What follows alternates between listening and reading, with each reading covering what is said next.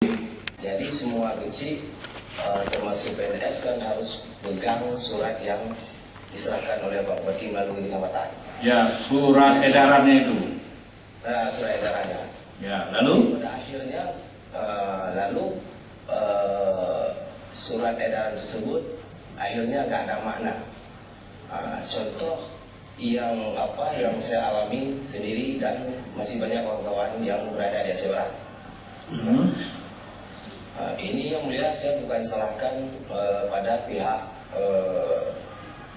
untuk kejelekan seseorang, tetapi ini menurut saya itu di segi undang-undang dan peraturan yang ada.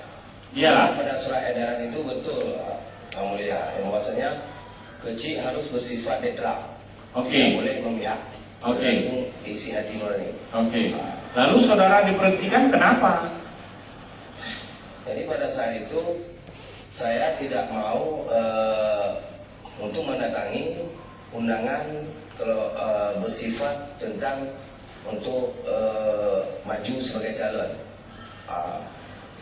Begini, saudara itu diundang. Dari Bapak Bupati juga. Diundang oleh Pak Bupati. Ya. Saudara tidak mau hadir. Nggak hadir.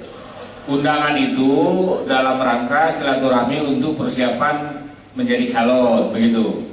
Dari calon, ya. Berapa kali diundang?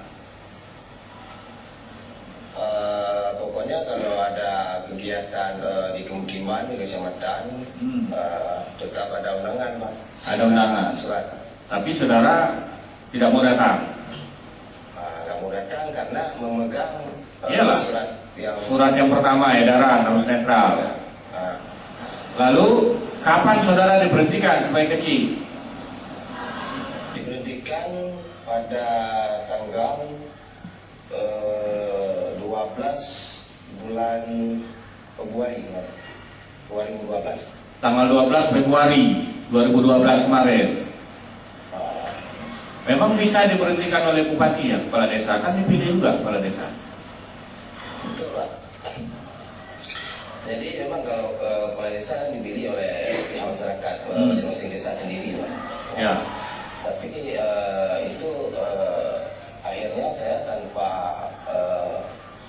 memang ada dipanggil beberapa kali dengan secara kegendosamaan, cuma menjelaskan bahwa saya tidak memihak pada siapapun.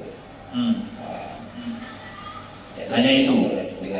Hanya itu dengan tiba-tiba langsung surat pengunduran saya itu datang kepada Tuape.